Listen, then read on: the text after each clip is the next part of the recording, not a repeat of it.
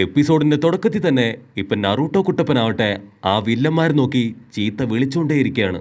നിങ്ങൾ എന്തൊക്കെ ചെയ്താലും ഞങ്ങളുടെ ഗ്രാമത്തിൽ നിന്ന് ഒരു ഇൻഫർമേഷനും നിങ്ങൾക്ക് കളക്ട് ചെയ്യാൻ കഴിയില്ല.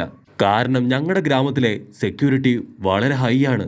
അതിന് വില്ലൻ പറയും, ലീഫ് വില്ലേജിനെ കുറിച്ചുള്ള കംപ്ലീറ്റ് ഡീറ്റെയിൽസും ഞങ്ങൾക്കറിയാം. നിങ്ങളുടെ വില്ലേജിൽ തന്നെ എല്ലാം അറിയുന്ന ഒരാള് ഞങ്ങളോടൊപ്പം ഉണ്ട്. അതുകൊണ്ട് തീർച്ചയായിട്ടും ഞങ്ങളുടെ മിഷൻ അത് സക്സസ് ആയിരിക്കും എന്ന് പറഞ്ഞ് അവര് 3 പേരും ഇപ്പൊ പൊട്ടിച്ചിരിക്കും. അത് കഴിഞ്ഞ് ആ വില്ലന്മാര് അവർ ഒരുപാട് പേപ്പർ ബോംബ് ആ ഗുഹയ്ക്കുള്ളിൽ ഫിക്സ് ചെയ്ത് അത് കത്തിച്ച് അവരവിടുന്ന് കടന്നു കളയും. നമ്മുടെ ആൾക്കാർ ടെൻഷനായിട്ട് കുട്ടപ്പൻ ചോദിക്കും, ഞാൻ റെസ്റ്റൻ ഗൺ പവർ ഉപയോഗിച്ചുകൊണ്ട് ഇത് മുഴുവൻ തകർത്ത് കളയട്ടെ. അതിന് കിബ പറയും, വേണ്ട വേണ്ട. ആ ഒരു ശബ്ദം അവർ കേട്ട് നമുക്ക് പുറത്തു പോവാൻ പറ്റാത്ത വിധം അവർ വീണ്ടും നമ്മളെ ലോക്ക് ചെയ്ത് വെക്കും. അതിന് ഹിനട്ട പറയും, ഞാൻ ആ 360 ഡിഗ്രി സർക്കിൾ ക്രിയേറ്റ് ചെയ്ത് നമുക്ക് ഇവിടുന്ന് രക്ഷപ്പെടാം. അതൊരു നല്ല പ്രയോഗമാണെന്ന് പറഞ്ഞ് ഇപ്പൊ കുട്ടപ്പനാവട്ടെ ഹിനട്ടയുടെ കയറ് പതിയെ കടിച്ചു പറിച്ച് അഴിക്കാനായിട്ട് തുടങ്ങും. ആ ഒരു ബോംബ് അത് ഓൾമോസ്റ്റ് കത്തി പൊട്ടാനായിട്ട് ആരംഭിക്കുമ്പോൾ ഇവിടെ അക്കമരവും കിബയും എല്ലാവരും ചേർന്ന് ഹിനട്ട കുട്ടപ്പയെ കെട്ടിവെച്ച ആ ഒരു കയറ് അങ്ങനെ തന്നെ കടിച്ചു പൊട്ടിക്കും. അത് പൊട്ടി താഴേക്ക് വീഴുമ്പോൾ അവളാവട്ടെ കറക്റ്റായിട്ട് ആ ഒരു 360 ബോംബ്സ് ഉപയോഗിച്ചുകൊണ്ട് നമ്മുടെ ആൾക്കാരെ എല്ലാവരെയും ഇപ്പൊ സേഫ് ആക്കി ചേർത്ത് പിടിക്കും. ആ ബോംബ് പൊട്ടുന്ന കണ്ട് ഇപ്പൊ പുറത്തു നിൽക്കുന്ന വില്ലന്മാരാവട്ടെ അവര് ശ്വാസം വലിച്ചു വിടും. ഭാഗ്യം ആ ബോംബ് പൊട്ടി അവരെല്ലാവരും ഇതിനോടകം മരിച്ചു കാണും. ഇവിടെ ഹിനട്ടക്കുട്ടപ്പി ആവട്ടെ എല്ലാവരെയും രക്ഷിച്ച് ഇപ്പൊ തളർന്ന് നറൂട്ടോയുടെ ചുമലില് അങ്ങനെ ചായും. നറൂട്ടോ മെല്ലെ അവളുടെ തല ഉയർത്തി, എന്താ മുത്തേ എല്ലാം ഓക്കെ അല്ലേന്ന് ചോദിക്കുമ്പോ അവള് നാണം കൊണ്ട് ഇപ്പൊ താഴേക്കും വീഴും. അങ്ങനെ നമ്മുടെ ആൾക്കാര് ഇപ്പൊ കെട്ടൊക്കെ അഴിച്ച് ആ ഒരു ഗുഹയിൽ നിന്ന് എങ്ങനെയെങ്കിലും പുറത്തേക്ക് വരാനായി ശ്രമിച്ചുകൊണ്ടിരിക്കുകയാണ്. കിബ പതിയെ ഇപ്പൊ ചെവി താഴേക്ക് വെച്ച് ചുറ്റും ആരെങ്കിലും ഉണ്ടോന്ന് കറക്റ്റായിട്ട് ചെക്ക് ചെയ്യും. അവരാരും പുറത്തില്ല എന്ന് പറഞ്ഞ് ഇപ്പൊ നമ്മുടെ ആൾക്കാര് ആ ഒരു ഗുഹയിലൂടെ പുറത്തേക്ക് വരാൻ നോക്കും. അപ്പൊ അവര് പോകുന്ന വഴിക്ക് അവര് കണ്ടെത്തിയ ആ ഒരു ട്രഷർ ബോക്സ് ഇപ്പൊ കുട്ടപ്പൻ കാണും. അതിനകത്ത് എന്താ ഉള്ളേ നോക്കാന്നും പറഞ്ഞ് കുട്ടപ്പനാവട്ടെ അത് ഓപ്പൺ ചെയ്യാൻ പോകുമ്പോ ഹിനട്ടക്കുട്ടപ്പി അതങ്ങനെ സ്കാൻ ചെയ്ത് അതിൻ്റെ അകത്ത് പേപ്പറുകളാണെന്ന് ഇപ്പൊ എല്ലാവരോടും പറയും. കുട്ടപ്പനാവട്ടെ മെല്ലെ ചെന്ന് ആ ഒരു ബോക്സ് തുറക്കാൻ ശ്രമിക്കും. കിബ അവനെ പിടിച്ച് വലിച്ചിട്ട് അതൊന്നും വേണ്ട, പെട്ടിയിൽ തീർച്ചയായിട്ടും എന്തെങ്കിലും അപകടം ഉണ്ടാവും പറയുമ്പോ ആ ഒരു ഗുഹ അതങ്ങനെ തന്നെ ഇടിഞ്ഞു വീഴാനായിട്ട് ആരംഭിക്കും. അപ്പൊ കിബ പറയും, ഇതൊന്നും വേണ്ട, നമുക്ക് കാര്യമായിട്ട് പ്ലാൻ ചെയ്യാം. ഞാനൊരു കാര്യം ചെയ്യാം, ഞാനും അക്കമരും കൂടെ ഈ ഒരു ഗുഹയ്ക്ക് വലിയൊരു ഹോൾ ഇട്ട് പുറത്തേക്ക് പോവാം. ആ ഒരു ഹോളിൽ കൂടെ നിങ്ങളും പുറത്തേക്ക് വരാൻ പറഞ്ഞ് ഇപ്പൊ കിബയും പട്ടിക്കുട്ടി ആവട്ടെ ആ ഒരു ഗുഹ അത് തുറന്ന് പുറത്തേക്ക് പോകാൻ തുടങ്ങും. അവര് 2 പേരും ഇപ്പൊ സേഫായിട്ട് പുറത്തെത്തും. പക്ഷെ ഹിനട്ടക്കുട്ടപ്പി അവള് തളർന്ന് താഴെ വീഴും. കുട്ടപ്പനാവട്ടെ ഇപ്പൊ ഹിനട്ടയെ താങ്ങിയെടുത്ത് വീണ്ടും ആ ഒരു ഗുഹയുടെ പുറത്തേക്ക് കൊണ്ടുവരും. ഇപ്പൊ ഹിനട്ടക്കുട്ടപ്പിയുടെ കാലിന് തീരെ സുഖമില്ലാത്തോണ്ട് അവളെ കൊണ്ട് നടക്കാൻ കഴിയില്ല. അപ്പൊ കിബ പറയും, നമ്മൾ ഇങ്ങനെ പോവുകയാണെങ്കിൽ തീർച്ചയായിട്ടും ആ കള്ളന്മാര് നമ്മുടെ ഗ്രാമത്തിലെത്തി നമ്മുടെ ഐഡന്റിറ്റി ഉപയോഗിച്ച് ഒരുപാട് രഹസ്യങ്ങള് കണ്ടെത്തും. കിബ പറയും, ഓൾറെഡി നമ്മളിപ്പോ വളരെ ലേറ്റ് ആണ്. അതുകൊണ്ട് ഹിനട്ടക്കുട്ടപ്പി റെസ്റ്റ് എടുത്ത് പതിയെ വന്നാ മതി. ഞാനും കുട്ടപ്പനും എത്രയും പെട്ടെന്ന് ഗ്രാമത്തിലേക്ക് എത്തി അവരെ തടയാന്ന് പറയും. അങ്ങനെ വേറെ വഴിയില്ലാന്ന് പറഞ്ഞ് ഇപ്പൊ കുട്ടപ്പനും കിബയാവട്ടെ മുൻപിൽ പോകും. നമ്മുടെ ഹിനട്ടക്കുട്ടപ്പി റെസ്റ്റ് എടുത്ത് അവരുടെ പിന്നാലെ പോവും. അപ്പൊ അതേ സമയത്ത് ആ 3 വില്ലന്മാരും ലീഫ് വില്ലേജിലേക്ക് തന്നെ ഇപ്പൊ എത്തിക്കഴിഞ്ഞു.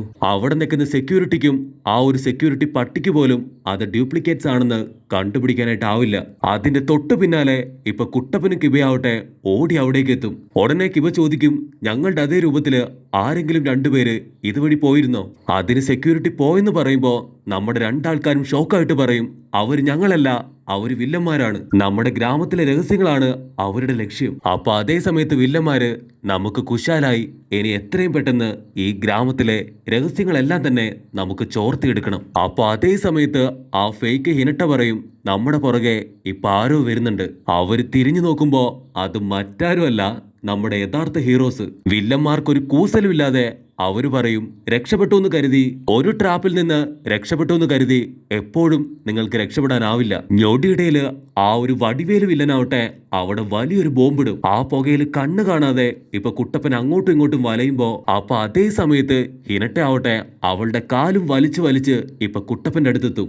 ഞാൻ കാലിന് സുഖമില്ലെങ്കിലും എങ്ങനെയൊക്കെ ഇവിടം വരെ എത്തി, നമുക്ക് ഈ കാര്യം എത്രയും പെട്ടെന്ന് ഹൊക്കാഗെ അറിയിക്കണം എന്ന് പറഞ്ഞ് കുട്ടപ്പന്റെ കൈ പിടിച്ച് ഇപ്പൊ വേറെ ദിശയിലേക്ക് വലിക്കും.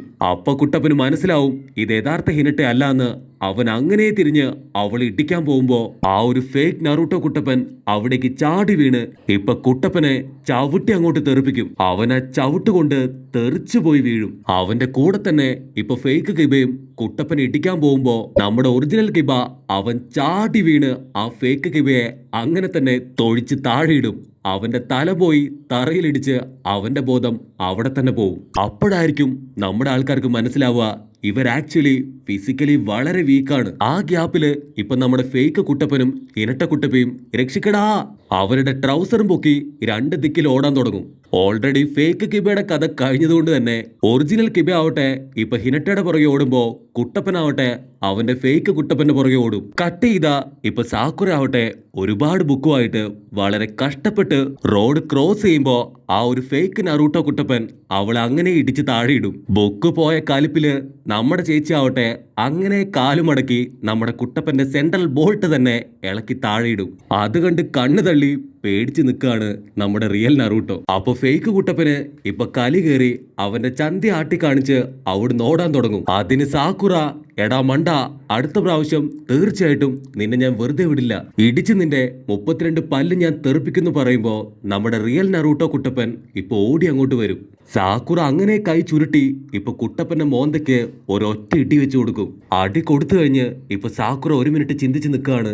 നറൂട്ടോ ആദ്യം എന്റെ കയ്യിൽ നിന്ന് ഇടി വാങ്ങി ഇങ്ങോട്ടല്ലേ ഓടിയത്, അപ്പൊ രണ്ടാമതൊന്ന് നറൂട്ടോ അവൻ ഏതാണെന്ന് ആലോചിക്കുമ്പോ ഇവിടെ കുട്ടപ്പനാവട്ടെ സാക്കുറയുടെ ഇടി കിട്ടി ഇപ്പൊ പറന്നു വന്ന് നമ്മുടെ ചുന്ദരി പെണ്ണ് ഷെഫിന്റെ കയ്യിലുള്ള ആ ഒരു പാർസൽ ബോക്സില് അങ്ങനെ വന്നിടിക്കും.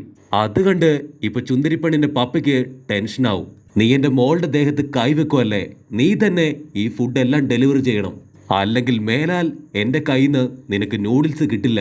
അത് കേട്ടതും പാവം നമ്മുടെ കുട്ടപ്പന്റെ ഹൃദയം തകർന്നു പോവും. നമ്മുടെ കുട്ടപ്പനാവട്ടെ വേറെ വഴിയില്ലാതെ ആ ഒരു ഫുഡും ഡെലിവറി ചെയ്ത് ഇപ്പൊ വീണ്ടും ഫേക്ക് നറൂട്ടോ കുട്ടപ്പനെ തേടി ഓടാൻ തുടങ്ങും. അതേസമയം കിബയാവട്ടെ ആ ഒരു ഫേക്ക് ഹിനട്ടയെ അങ്ങനെ തന്നെ ലോക്ക് ചെയ്യും. അതിന് ഫേക്ക് ഹിനട്ട കുട്ടപ്പി ദയവ് ചെയ്ത് എന്നെ ഒന്നും ചെയ്യരുത്, അവൻ പറഞ്ഞിട്ടാണ് ഞാൻ ഇതൊക്കെ ചെയ്തത്, ഞാൻ ആക്ച്വലി ഒരു പാവമാണ്, സത്യമായിട്ടും പാവമാണ് എന്ന് പറഞ്ഞ് അവൾ അവിടെ കിടന്ന് കരയാൻ തുടങ്ങും. കട്ട് ചെയ്ത ഇവിടെ കുട്ടപ്പനാവട്ടെ ആ ഒരു ഫേക്ക് കുട്ടപ്പനെ തേടി ഓടി ഓടി മുൻപോട്ട് കുതിച്ചു ചാടുമ്പോ ഇപ്പൊ ഏതോ ഒരു കടക്കാരൻ അവൻ അങ്ങനെ പിടിച്ചു നിർത്തും. അയാൾ ടെൻഷനായിട്ട് നീ മൂക്കുമുട്ട തിന്നിട്ട് കാശ് തരാതെ പറ്റിക്കുന്നോ, കളിക്കാതെ കാശ് താടാന്ന് പറയുമ്പോ കുട്ടപ്പന് മനസ്സിലാവും ഇതെല്ലാം തന്നെ ആ ഒരു ഫേക്ക് നറൂട്ടോ അവനൊപ്പിച്ച പണിയാണ്.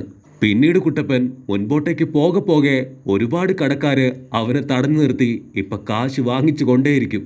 ഓ ഷിറ്റ്, ഇങ്ങനെ പോവുകയാണെങ്കിൽ തീർച്ചയായിട്ടും ഗ്രാമത്തില് എന്റെ മാനം പോകുമല്ലോ എന്ന് പറഞ്ഞ് കുട്ടപ്പൻ ടെൻഷൻ അടിച്ച് നിൽക്കുമ്പോഴായിരിക്കും അവന്റെ വീടിനെ കുറിച്ച് ഓർമ്മ വരിക.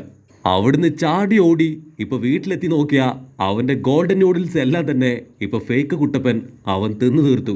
അത് കണ്ട് കുട്ടപ്പന് കലി കയറി ഇപ്പൊ അവന്റെ 9 ടൈൽ ഫോക്സിന്റെ പവർ തന്നെ പുറത്തേക്ക് വരും. വിടില്ല എന്ന് അലറിക്കൊണ്ട് അവന്റെ ക്ലൗൺസിനെ ക്രിയേറ്റ് ചെയ്ത് ഫേക്ക് നറൂട്ടോ കുട്ടപ്പനെ കണ്ടുപിടിച്ച് അവന്റെ പിന്നാലെ തന്നെ പാഞ്ഞെടുക്കും. പക്ഷെ ഒരുപാട് ക്ലൗൺസ് ഉള്ളതുകൊണ്ട് അവർക്ക് തന്നെ മനസ്സിലാവില്ല ആരാണ് ഫേക്ക് നറൂട്ടോ എന്ന്. അതിന് കുട്ടപ്പൻ പറയും അവന് നമ്മളെപ്പോലെ ബാക്കിൽ ബാഗ് ഉണ്ടാവില്ല.